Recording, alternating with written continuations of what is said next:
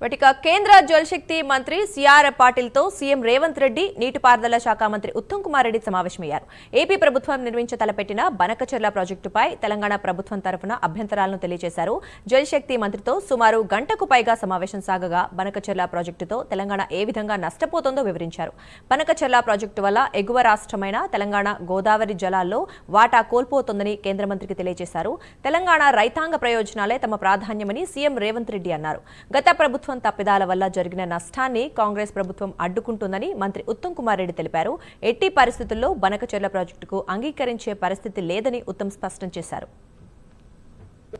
Water dispute tribunal award 1980 కి వ్యతిరేకం, అదేవిధంగా ఏపీ రీఆర్గనైజేషన్ యాక్ట్ 2014 ఇది వ్యతిరేకం. ఇది చట్ట వ్యతిరేకమైన ప్రాజెక్ట్ అని వారికి సుదీర్ఘంగా ఎక్స్ప్లెయిన్ చేయడం జరిగింది. అదేవిధంగా ఏ విధంగానైతే ఆర్థిక శాఖ కానీ ఎన్వైరన్మెంట్ శాఖ కానీ ఈ ప్రాజెక్టుకి అనుమతుల విషయంలో వేగవంతంగా అడుగులేస్తున్నాయో, ఇది తెలంగాణ ప్రజల్లో తెలంగాణ రైతాంగంలో కొంత ఆందోళన బయలుదేరిన విషయం కూడా వారికి కన్వే చేయడం జరిగింది. పోలవరం బంకచెర్ల లింక్ ప్రాజెక్ట్ విషయంలో సీఎం గారు నేను మాకున్న అబ్జెక్షన్స్ మాకున్న కన్సర్న్స్ అన్నీ కూడా మరి central water resources minister Patil గారు, సెక్రటరీ దేబశిష్ ముఖర్జీ గారు, వారి అధికారులందరికీ కూడా తెలియజేశాం. వారు తప్పనిసరిగా మా యొక్క కన్సర్న్స్ అబ్జెక్షన్స్ పరిగణలోకి తీసుకునే నెక్స్ట్ స్టెప్ వారు వేయబోతారని చెప్పి కూడా వారు చెప్పడం జరిగింది. We have also conveyed that there are many projects lying waiting for approval. Telangana రాష్ట్రానికి సంబంధించిన అనేక ప్రాజెక్టులు మేము వేగవంతంగా నిర్మాణం చేయదలుచుకున్నాం, మీ అనుమతుల కోసం ఎదురు చూస్తున్నామని చెప్పి కూడా చెప్పాం.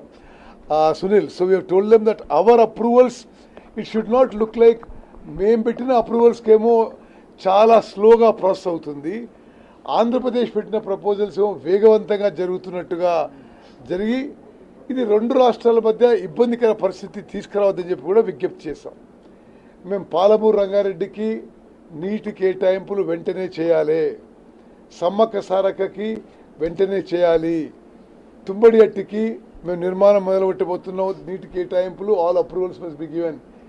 ఈ విధంగా మేము లిస్ట్ తయారు చేసి మూసీ ప్రాజెక్టు కూడా ముఖ్యమంత్రి గారు ప్రత్యేకంగా చెప్పారు.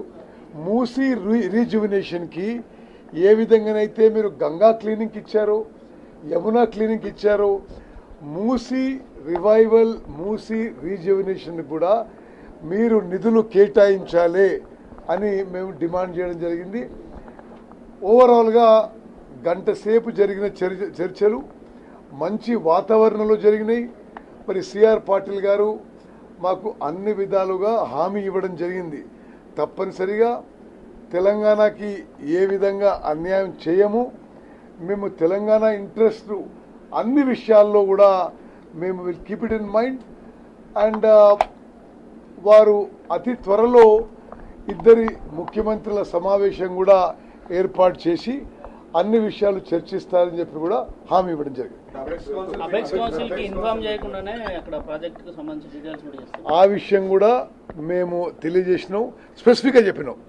అపెక్స్ కౌన్సిల్కి ఇన్ఫార్మ్ చేయకుండా కొత్త ప్రాజెక్ట్స్ చేపట్టరాదు, మరి ఇది జరగడం ఇది మీకు మంచిది కాదు, మాకు మంచిది కాదు, రెండు రాష్ట్రాల సంబంధాలకు మంచిది కాదని చెప్పడం జరిగింది. తప్పనిసరిగా ఆ విషయాలు కూడా మేము పరిగణలోకి తీసుకొని మరి తొందరగా ఇరు రాష్ట్రాల ముఖ్యమంత్రులతో సమావేశం ఏర్పాటు చేస్తామని చెప్పి స్పష్టమైన హామీ ఇవ్వడం జరిగింది.